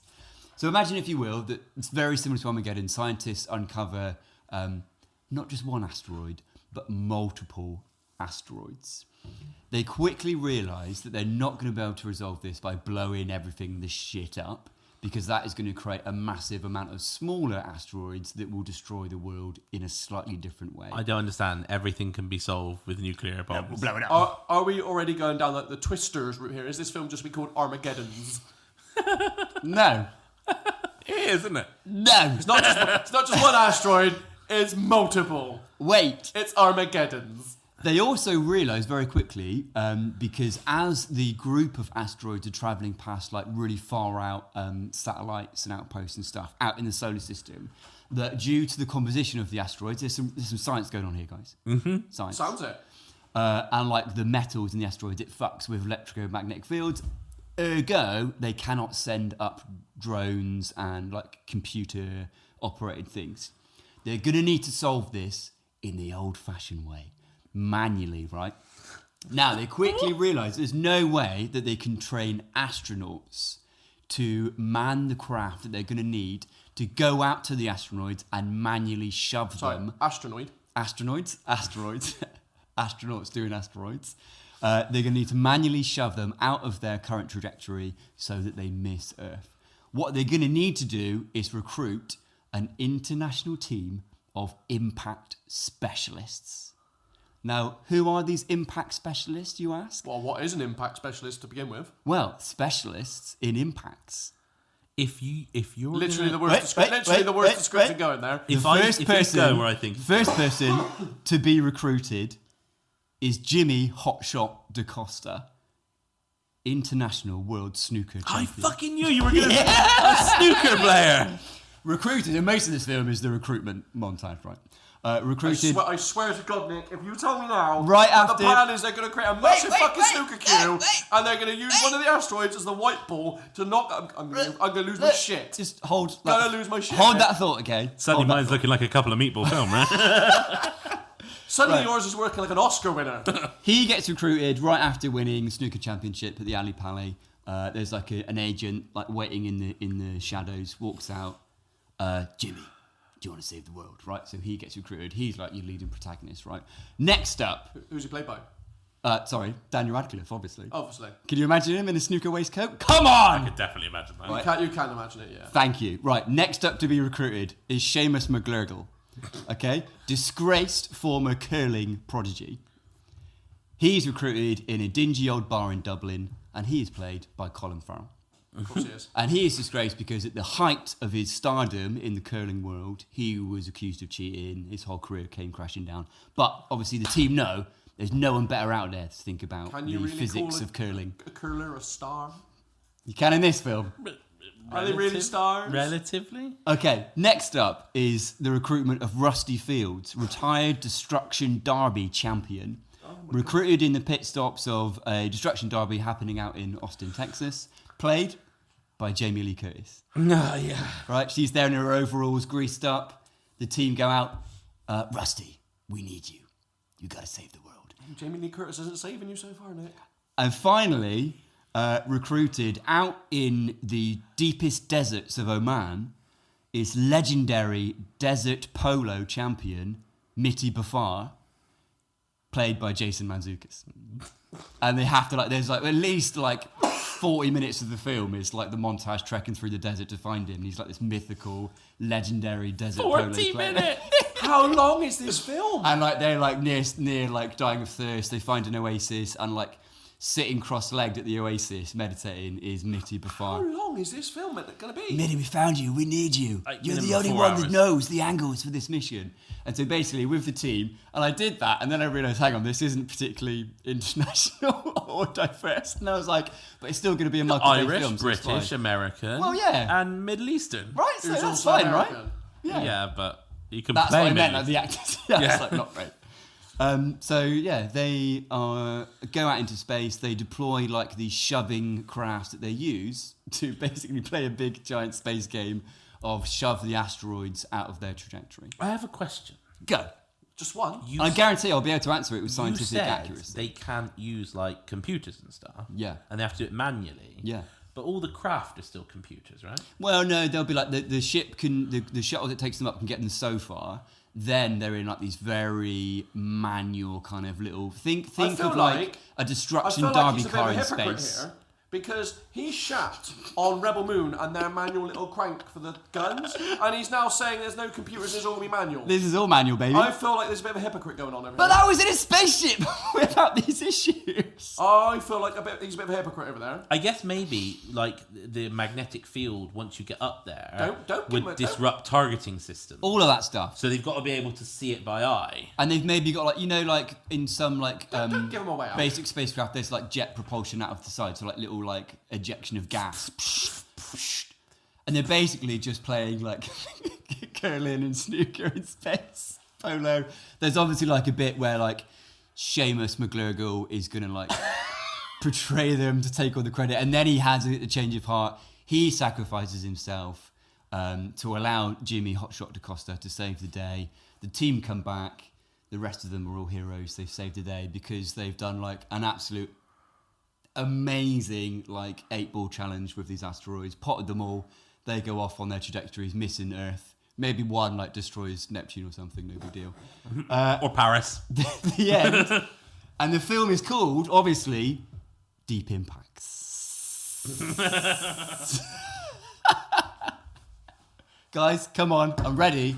Bring on the 5 meatballs. I mean, you could have just. I feel like you've missed a trick that I'm not calling it Big Break. I mean, that would be good. Bangers was another one I was playing with. But yeah, as soon as you said, like, is it Armageddon's, I was like, no, it's Deep Impacts. Guys, I'm ready. Bring it at me. Oh, I'll give it 5 meatballs, but Yes! minus 5 meatballs. What? That was atrocious. What are you on about? I think Let me just read back to you the names. Jimmy Hotshot DaCosta, Yeah, Seamus I've heard the McGregor, names. Rusty Fields, Yeah. Oh, and Mitty Buffon. the only way it saved it is if it's like played out kind of like Spaceballs, and it's just a full-on spoof. or Pixel. Yeah. That's the only way you save it. But you've clearly whoa, you've clearly decided it's not. So Whoa. It's obviously a Tongue in spoof. cheek. It's obviously a spoof. you haven't pitched. And I it like know how much you like satire. That is you've my not other pitched- gift. You've not pitched it like that. I do think it's hilarious if DaCosta like misses his shot and that goes back and like destroys Paris. He's like, ooh, I feel what like was that? And like Paris is gone. He's like, could have been worse. I feel like you're trying to help Nick dig himself out of a hole here, Sam. Yeah. He's Daniel dug Radcliffe his be like, hole. sorry. Yeah. He's dug his hole. Let him lie. No, Sam's the boy. You co-writer? I'm kind of pleased to have you aboard. If we can have one where Paris is destroyed and there's a scene where he gets told and he goes, could have been worse. Definitely. I do think, from a comedy perspective, you've got all the funny interaction. You've got Jamie Lee Curtis being hilarious, as she's been in films recently. You've got Jason Mantzoukas being Jason Mantzoukas.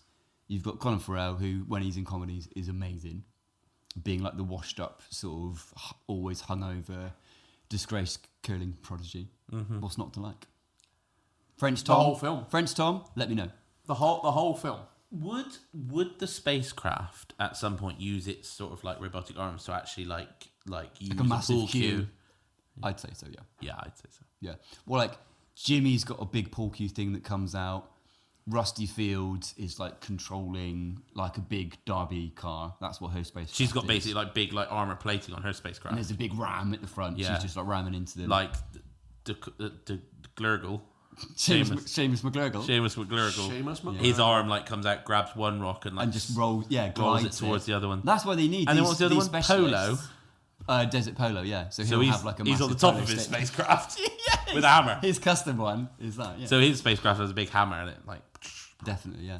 And they need these people because they understand, if anyone does, because that's the other reason with like all the electric and magnetic fields and stuff, they can't use all their computers up there to do the maths and all that. They've got to do it by feel. My only thing. This is hard because yours is clearly the worst. But out of the two, I would watch Nick's over Sam's. Hang on, you don't. Mine. So would I. Mine. I would watch your film over Sam's film every day of the week. But yours is clearly the worst. Would you go to a back-to-back screening of mine and your films, gladly? I would go back to back mine then mine. But I would, if we were to go to the cinema, it's like, oh, you got to pick one film. It's either Sam's 1,000 Miles to the East shite or your... Yeah, remember the title, though, didn't you? Or remember the title. your Deep Impacts. I'd be like, Deep Impacts, because it's clearly going to get... I'm going to get more out of it because it sounds funny. My Thanks only very thing much. where it falls down a little bit with the logic, one bit. Well, A okay. bit. If they'd created, I'm surprised you're picking up on the logic because If- it is watertight. if they created absolutely. one spacecraft that was armor plated to shunt them out of the way, Yeah. wouldn't you have just created all of them like that? No, because it's very complicated up there. You need to have like alternate strategies for where, if everyone's ramming, it is going to be chaos, like an actual destruction derby. You need finesse of like the snooker pots. Would it not have made more sense to just have a giant ship and you treat it more like an air hockey table and it's like, dunk, Sure, and they've just yeah. got a I thing mean, and they just sequel. batter them away? Sequel for sure. I don't think it needs a sequel. Trilogy. I'm thinking trilogy. This time they're back. More Okay. more deep. More Sam, deep impact. how Deeper many into. meatballs are you giving Nick's film? Give it a solid 3. Thanks very much. Solid 3. Yeah, I'll take Give it. I'll Take give every one of 3 those. meatballs. Yeah. Every one of them. Yeah, I think it'd probably get a 2. Unbelievable. I know you both got soft spots for it. Well, yeah, that's why it's given 2 and not 0 as per Sam's. But that's our pitches. Yeah. obviously we would do the usual. I will post it out on the socials for you to vote on who's the best. 1,000 miles east, guys. Unbelievably, we all know it's going to be Nick's, despite it clearly being the worst. Thank you. Because for some reason, people just vote Nick. I don't know why, but whenever I put a vote up, Nick always comes out top. Because they know he's the victim. They know So I think most of our followers are just nuts. I don't think they are. I think the ones that follow you are nuts. are the real They're the maniacs nutters. out there, yeah. So that'll go up. You can have your say, and we will decide who's the best. And I will reveal that on the next episode. And you know what? If you think you can do any better, and I struggle to see how you could, but I'd like to see you try, please do email us. Let us know your pitches. Can you top our disaster film? And that email, of course, is castorolpod@gmail.com.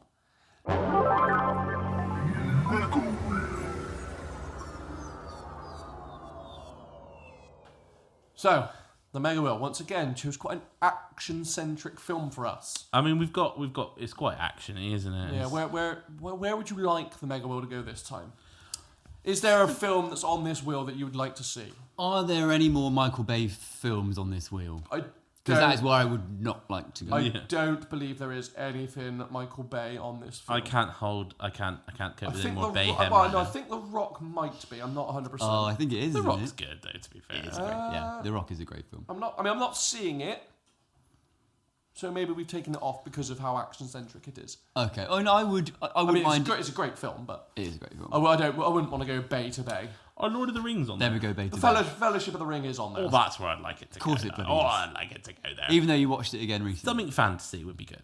Fantasy would be good. Fantasy or like... Well, it would. I think that actually would be a good one to go to because, of course, you have recently just guested on a podcast, the old Codswallop podcast, Talking Codswallop, talking about the Fellowship of the Ring, which Yeah. I believe is gonna be their first episode of the new year, so it should be out shortly after this one. Ooh. So, of course, if you want to hear Sam's long form thoughts on that, listen out, look out for that one. Long form. Yeah, it was a lot of fun. Yeah, from the sounds of it, she had to forcibly move them on a few times. I'd like to say it wasn't just me though. The we were all chatting quite a bit. It was good. It was nice. So of course look out for that one. But yeah, so it would be interesting to go there to see where we would, I guess, hear mine and Nick's thoughts on it. Because I don't actually know where Nick sits on the Lord of the Rings franchise. But I guess we'll have to wait and find out for it to turn up. Well, I mean, at risk of our friendship, he better sit on the I like it side. Well, there's only one thing to do. That's spin the wheel. Let it spin.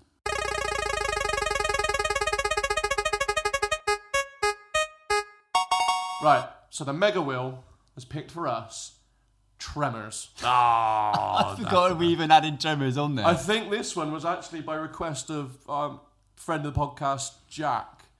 I believe he requested this one to go on the list. So, Excellent Jack, stuff. this one is very specifically for Do you know what? I love a bit of bacon. Love a bit of bacon. Love I a don't bit. think is it we've Kevin done a Bacon, bacon is it? film yet. Kevin have we? Bacon. I do Have like we done a I bacon do film? like Kevin Bacon. And this is like prime bacon. This is prime bacon. This is a slice of prime bacon. This is nice. Sounds like was this going to be a gym film or not? You haven't seen it? No, I don't think Oh, so. it's gonna be a Marmite. This It's a is Marmite film. This is the worms, isn't it? Yeah. The worms Yeah. coming out. The giant sandworms. I feel like I've seen clips of it. That isn't. It's the only other giant sand film that isn't Yeah. Dune. There's Dune and Tremors. Yeah. This is There were one or just the two other. classic sandworms. There's classic film. Yeah, one has Kevin Bacon, one doesn't. Well, there you go. Our first film of 2025 is going to be Tremors. Love it. Oh, love it. So after the Armageddon, you will feel the tremors. Ooh. Is that in your collection? No, but I'm sure we can find that anywhere. Yeah. So with the mega wheel out the way, it's over to Sam for the latest audio aperitif. Audio aperitif.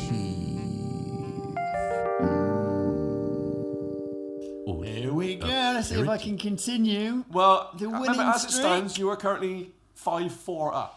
by the number of correct answers versus the number of incorrect answers. So that's how we're going to score it from now on, because it's a bit more granular and it doesn't, punish the person that's lost. Because they could have got 2 right, but they just didn't get that third one. And is that fair that they don't get anything for that? That's not fair. Especially with a lot of the bullshit that was going around last time round. Yeah, here he goes again. Bullshit. Here he goes. Can I let also it go. can I also ask that we quit the vamping? It's you just get a guess or you don't get a guess. Because there was a lot of them answers last week. A couple of them which I knew straight off the bat, and Nick was vamping for a while. Well, you mean thinking, having a good think? I think if you don't know the answer, it's either you don't have a guess, or you just either Well, get I your don't know, guess that's or you don't. fair, because there isn't. You. Hang on a minute. You were just plumbing the depths of your mind plenty of times, trying to think what could this possibly be. Wait, depth. The But level. that's only up One until Sam. floor. That's only up until Sam asks for an answer. Once he asks for the answer, I'm not then going, oh, no. I just Yeah, give you a guess. were. No, you were loads of times. Sure, guys, I'm going to play the first sound. Right, I'm let's going to go. come to Jim first. All right. And woe betide any vamping. Plumb those depths, my friend. Plumb those depths. Dredge that puddle.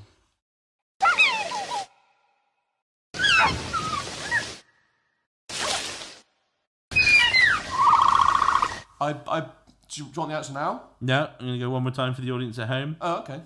Give you time to vamp. Well, I feel like both me and Nick might have this quite quick. Okay.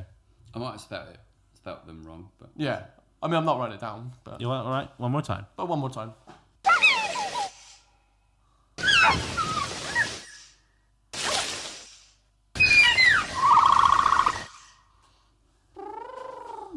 okay.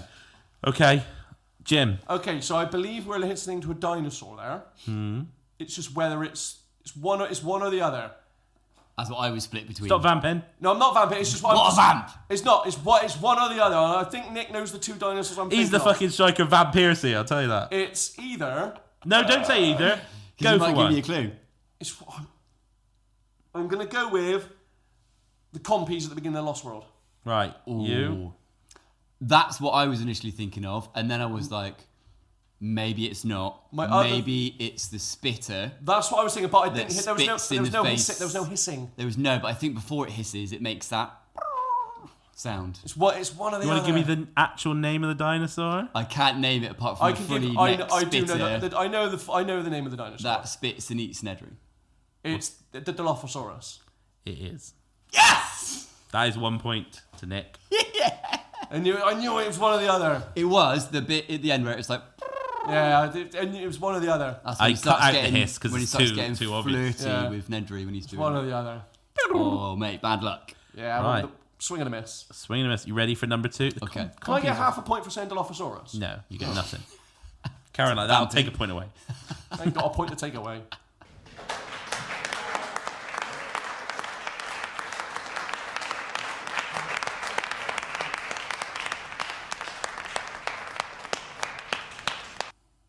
That was it. What the fuck Some is applause. I'll be coming to you first, Nick. that? What the fuck is that? Playing it again.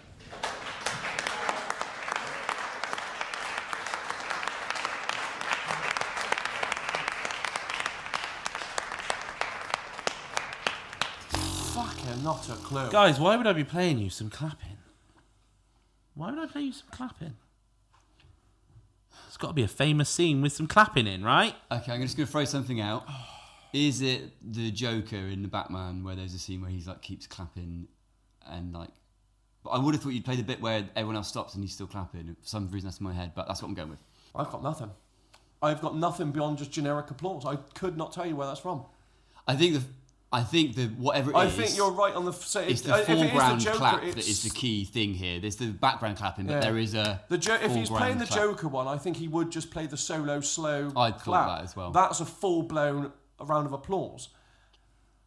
Was there clapping in Logan's Run? Oh. There's loads of clapping and Was audience there? stuff. I'm going to go with the Logan's Run.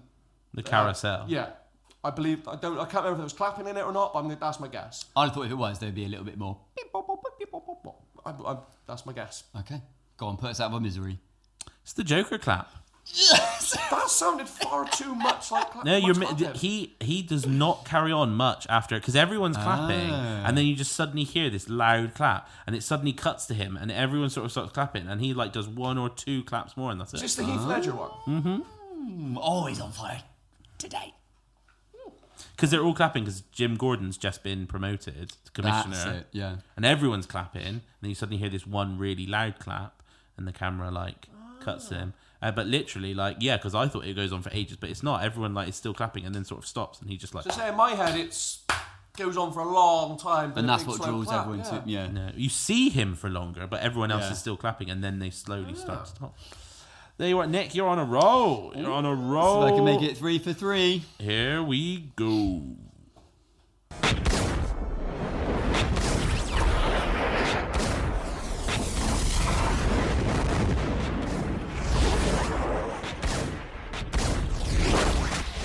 It's hard, isn't it, when it's like generic Clunking and sci-fi. yeah.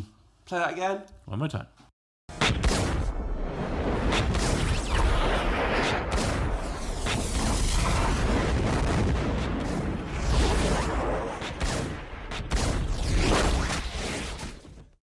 Be coming to you first, Jim. Notice no one's writing it down, so I'm just going to have to take your word for it that you're not nicking each other's answer. No, I'll write it down. See, because what we got there is it sound because it's the first sound. It almost sounded like lightsabers clashing, but then it goes to like a ship, and it sounds like it's an air to surface like artillery gun. Has he done me? And is he thrown Rebel Moon on there? Has he thrown Rebel Moon in there? Wondering if I'm going to pick it up. I don't think it. No, because this is Sam. He's going to pick he wants iconic films, doesn't he? He doesn't think Rebel Moon's iconic. No one fucking thinks... The people that made it don't think it's iconic. So Zach Snyder thinks it's iconic. What sci-fi film is Sam going to have taken from? Right, I'm going with Rogue One. Okay. I'm going with Star Wars Rogue One, like towards the end where they got the fucking... That big battle. Firing down at the planet. Yeah, firing down. I don't think it's whatever the fucking ship is, and they're all trying... I'm going with Rogue One. Okay. I don't think... It's probably not. But. I got no idea. I'm quite tempted to go Rebel Moon. I swear to God, if it's Rebel Moon, I'm going to fucking lose my shit. Initially, I was thinking that's kind of like like you said, a big gun, grenade launcher maybe, or like a big ship or something. Then I was like, oh, maybe just weirdly in my head, Terminator 2, where it's like the robots fighting or some part from that. But because I'm already in the lead, and for the fun, I'm going Rebel Moon. What part of Rebel Moon? Oh, fuck. It's obviously the bit with the in Scargiver, air obviously. to surface Scargiver fighting explosions. This is really interesting. You both are so off. Like, you're so far off. Really? Yeah. Is it not a ship? No.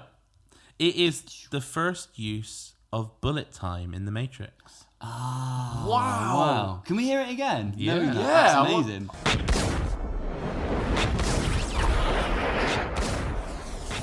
Of course it is. Wow. It's those bullets flying past because That's it's what slow for me, motion. it sounded like lightsabers connecting. I was like, Now you know. now you know you can just see it last. It's so different because I cut just before the music comes in. That music, and right, as you soon have as the it. music, The you music get it, wouldn't have right? helped me in the slightest. But that's the thing. With all, like a lot of these sounds, like I've tried to find them without any music, like giveaways, because it's such an easy thing once you get the music. But yeah, like that's so iconic, isn't it? That first bullet time with like Neo like leaning back and those bullets just whizzing past him with the trails. So good. Yeah, it's good. It's great. Well, great film. Wow. There we are. So 2-0 this week, which puts Nick at 6-5. No, 7-5. It was 7 to 4. No. Yeah, 7 to 4. 7 to Because 4. it was 5 to 3. Yes. 5 to 4. 7 to 4. What time is it? Yes. So currently leading 7 to 4. But that's all to play for. All could change. All could change. It probably won't due to my film knowledge, but you know. Let me just say thank you, Sam. Those were some good picks. That was incredible picks. Yeah. As always, Strong picks. Audio Aperitif will get put up on the socials in the lead up to the episode. Yeah, actually, my fellow editor at work, he's really like trying to do it, and he's annoyed if he doesn't get one. And I think he's got like all but like 2. Oh wow. So far, so he's probably loving it. He's up there. He's up there with the champions. With the champions, yeah. Well, it almost sounds like he's better than the champion. I mean, he's up there. If he's Well, got I all mean, but 2. He's up there. Sounds like he's the one to beat. He's up in high. He's not half deaf. Well, there we are. That was it. So yeah, so that was our review and pitches for Armageddon. You can look forward to Tremors in the new year. Can't wait. Until then, I have been Jim. Goodbye. I've been Nick. Goodbye. And I've been Sam. Cheerio. Bye. Movie casserole, casserole.